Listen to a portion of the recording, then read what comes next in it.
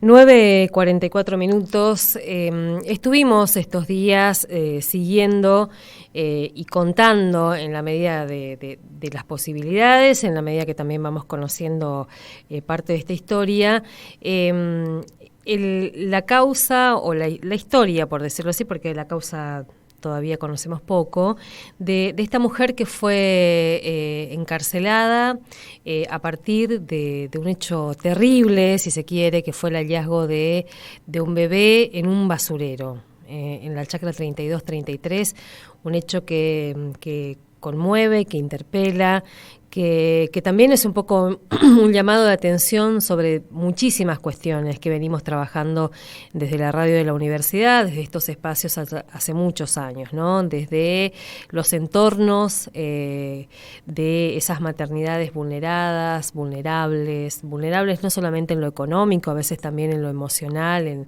y después las intervenciones, cómo intervienen las distintas instituciones, organismos, desde el sistema sanitario, el sistema educativo, el Poder Judicial ante este tipo de situaciones, ¿no? Y venimos trabajando, y es parte un poco de nuestra agenda desde hace muchos años, esos procesos de criminalización decimos nosotros, de la pobreza, y ahí abrimos un poco más también el abanico de las mujeres.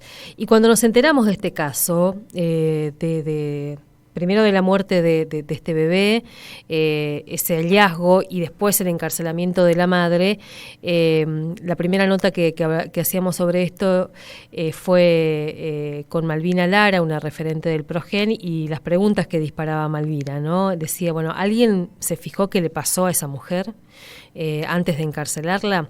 Bueno, una serie de cuestiones como para seguir profundizando, pero ahora está en línea, y agradecemos esta posibilidad, el defensor oficial, el defensor de esta mujer, el doctor Miguel Ángel Varela, que es defensor que trabaja con el juzgado de instrucción número 6, y con él vamos a charlar un poquito de lo que se pueda contar de la causa. Doctor Varela, muy buenos días, ¿cómo le va? Alicia Rivas lo saluda desde la radio de la universidad. Buenos días, ¿cómo le va, Alicia? Muy bien.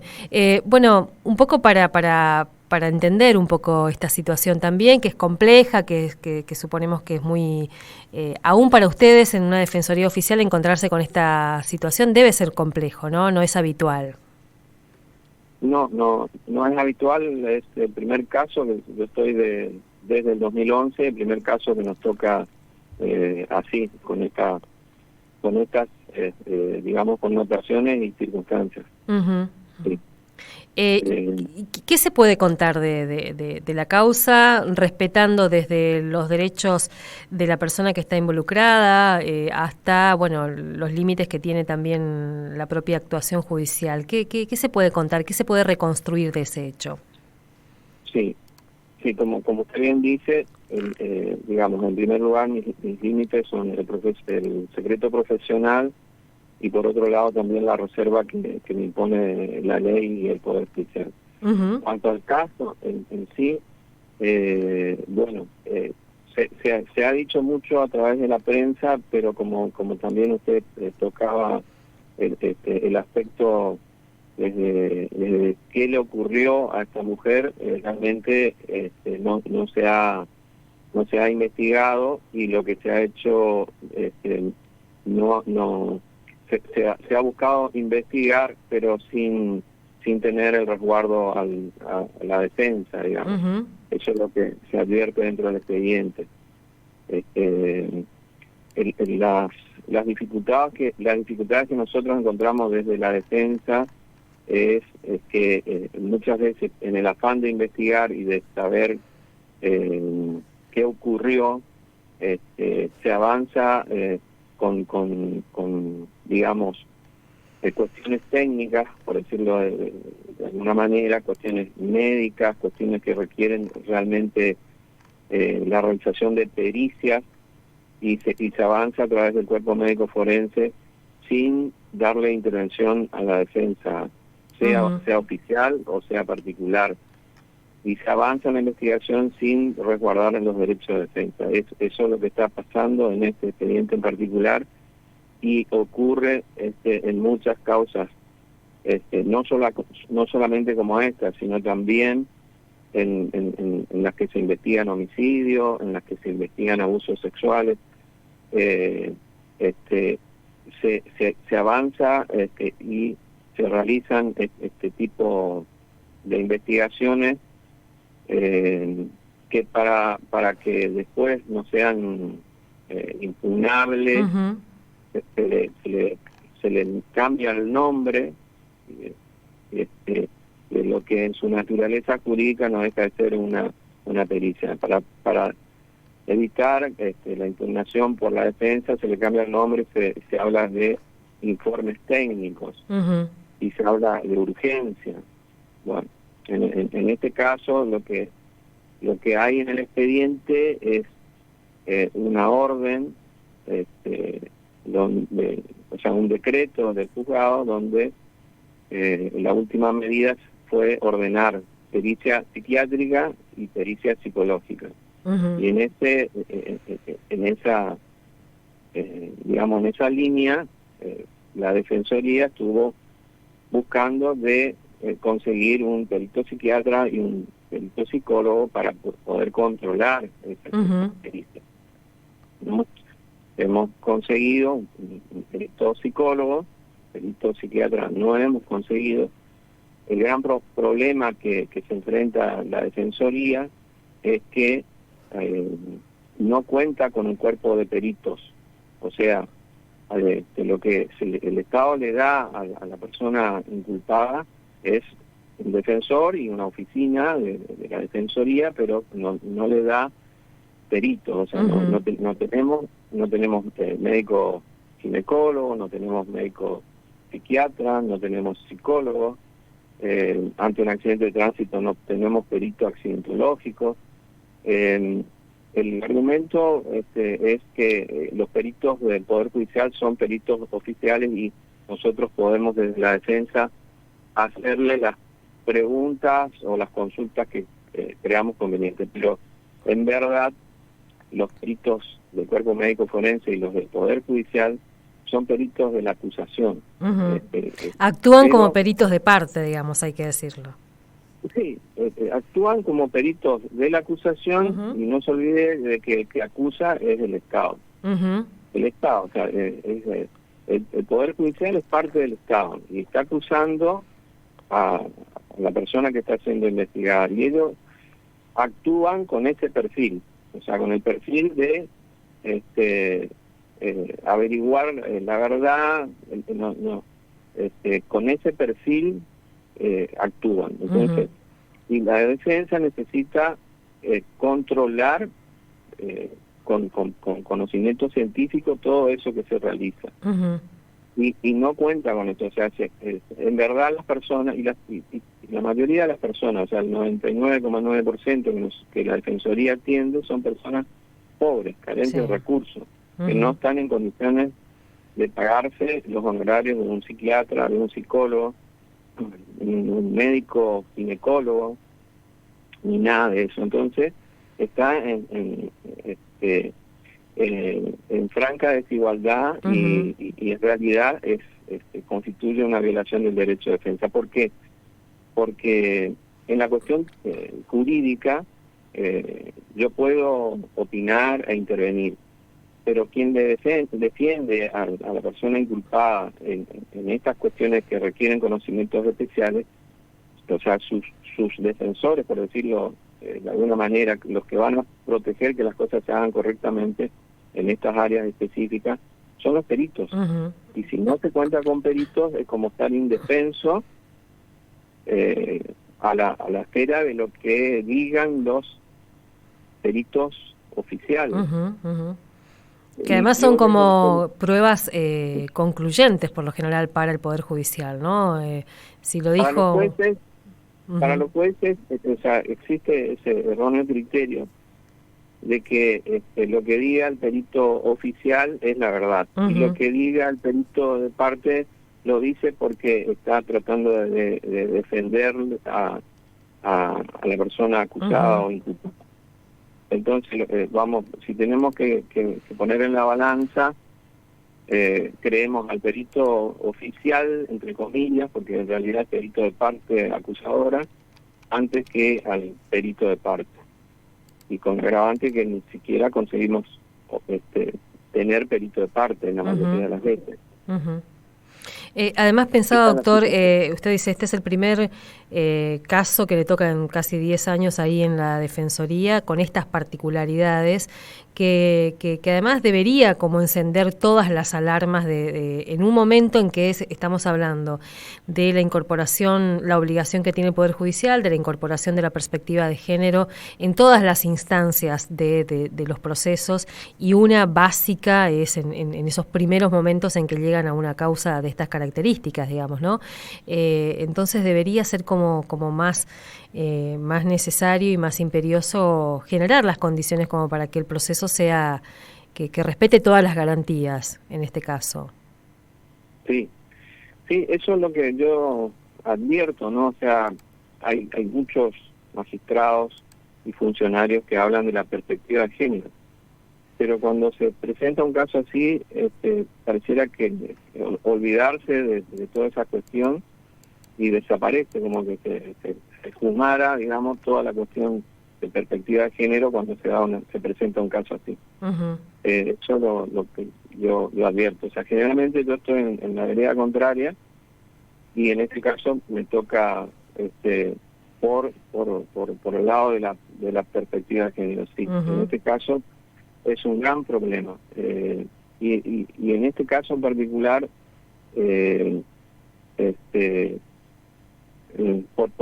por esa mala interpretación que existe en los peritos oficiales, se ha incorporado una gravísima, o sea, se ha producido una gravísima irregularidad, mediante la cual se ha indagado ilícitamente, ilegalmente a esta persona. Eso es. Sin que ustedes pudieran estar acompañándola y controlando esa instancia, digamos, ¿no? Para reiterar esto. Sí. En el momento en que no intervenía la defensa, en el momento en que no se había notificado absolutamente nada, se practicó esto, que es totalmente ilegal, totalmente inconstitucional, y en definitiva no permitió controlar ese acto por parte de la defensa, o tener por lo menos la posibilidad o la chance de tener un perito de parte ahí controlando qué se hacía, o cómo se preguntaba, o qué cosas se preguntaban, porque en realidad las pericias, sean psicológicas o psiquiátricas, no tienen por finalidad la investigación del hecho, sino que tienen por finalidad investigar, en todo caso, no me gusta esa palabra, pero averiguar cómo está desde el punto de vista psiquiátrico y psicológico esta persona, no el hecho. Y generalmente hay una gran mala interpretación de parte del cuerpo médico forense en querer ellos ponerse en investigadores y sacar ilícitamente todo lo que ha ocurrido con respecto al hecho. Yo no sé si eso es influencia de la serie de televisión que ven o qué, pero lamentablemente eso es lo que ocurre. Y ocurre en los casos más graves. Acá estamos hablando de una mujer que enfrenta una amenaza de prisión perpetua y se cometen estas barbaridades, porque es una cosa gravísima lo que se ha hecho. Y en definitiva, eso que se ha hecho tampoco permite saber exactamente lo que ha pasado, porque en verdad no de ahí así aún habiendo hecho esa cometido esa irregularidad, no está en claro qué realmente fue lo que pasó. Y uno podría plantear, es una mujer que pasó por una situación claramente traumática, digamos, ¿no? O sea, a 2 días de haber parido, o sea, no debería ser,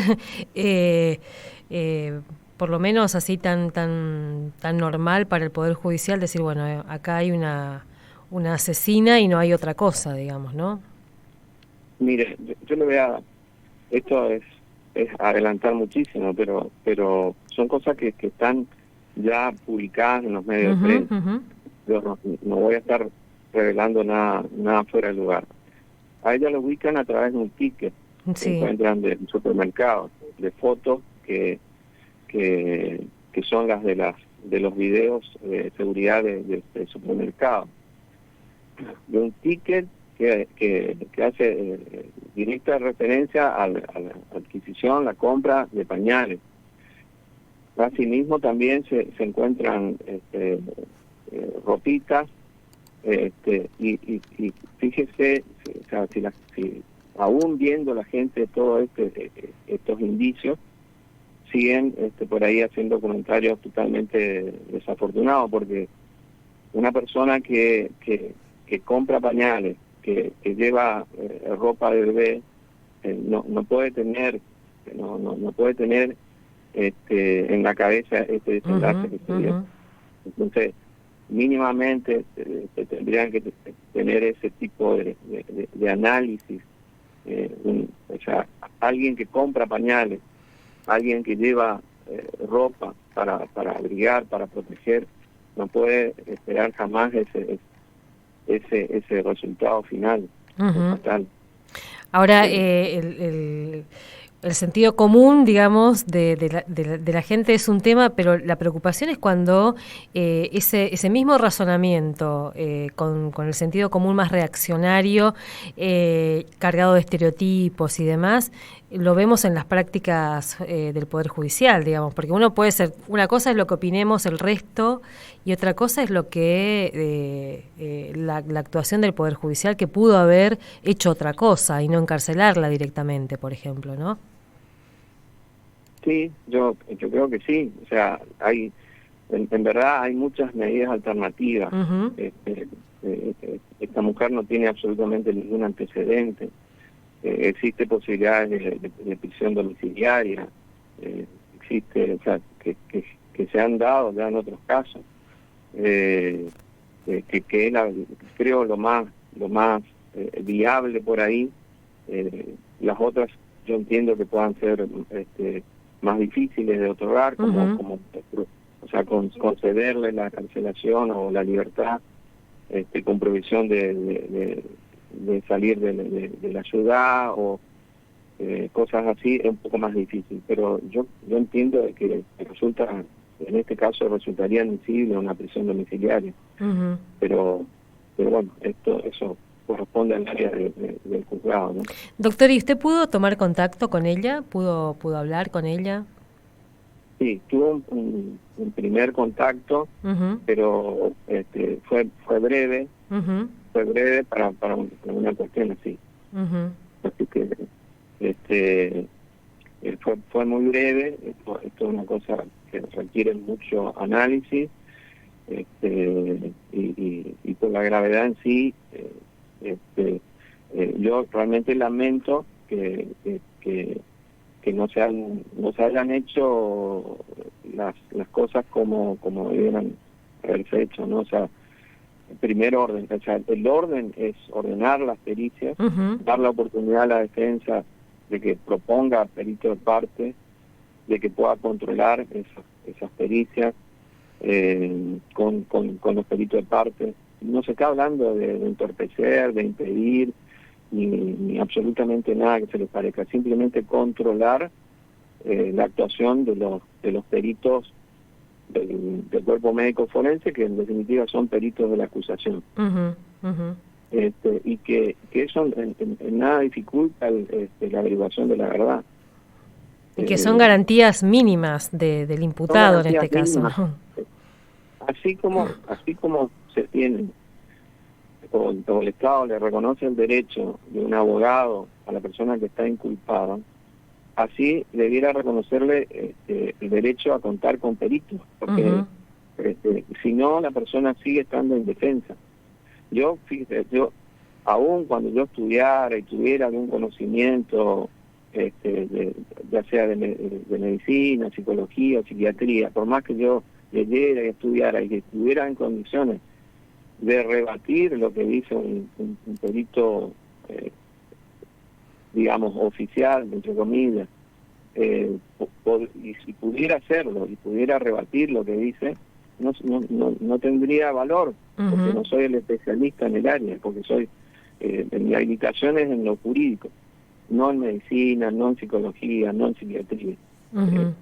Y el juez se encuentra en las mismas condiciones, por eso que justamente solicita la intervención de peritos, porque el juez también podría estar con conocimiento científico adquirido, incluso podría ser hasta un médico, también tener la titulación, pero no puede, en base a esos conocimientos, resolver la causa, necesita del perito. Y en la misma condición está el defensor oficial, el abogado que le da el Estado. No, aún cuando yo también fuera médico, psicólogo, psiquiatra, no podría, porque mi asistencia es desde lo jurídico.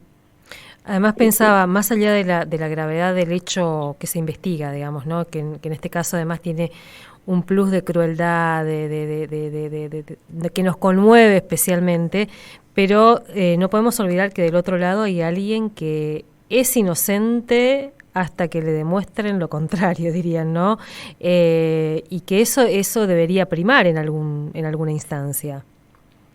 Sí, es así, o sea, esta persona ya fue juzgada, o sea, yo los comentarios que escucho, ya fue juzgada y condenada porque sin conocimiento de todo esto que todavía ni siquiera se realizó, o sea, no se realizó en la forma correcta, que son las pericias.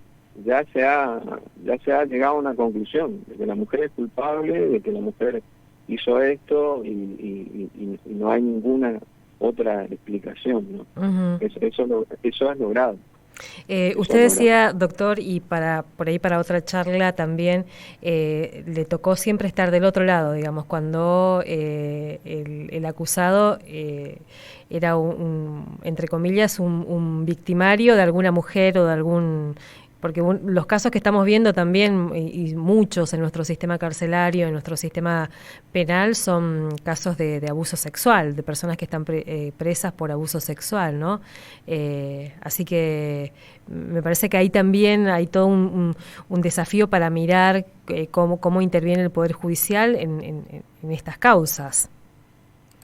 Sí, también intervengo en esas cuestiones.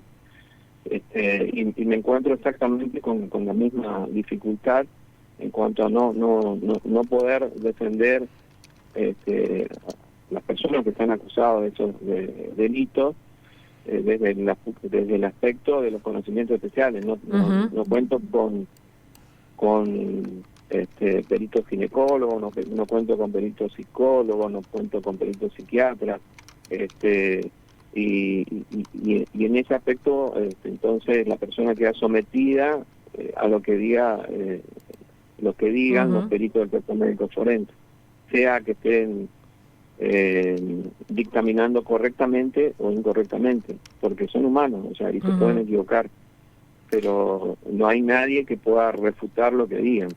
Y agravado, como le digo, por un concepto inquisitivo, una perspectiva de investigación que no es la correcta en la mayoría de los casos.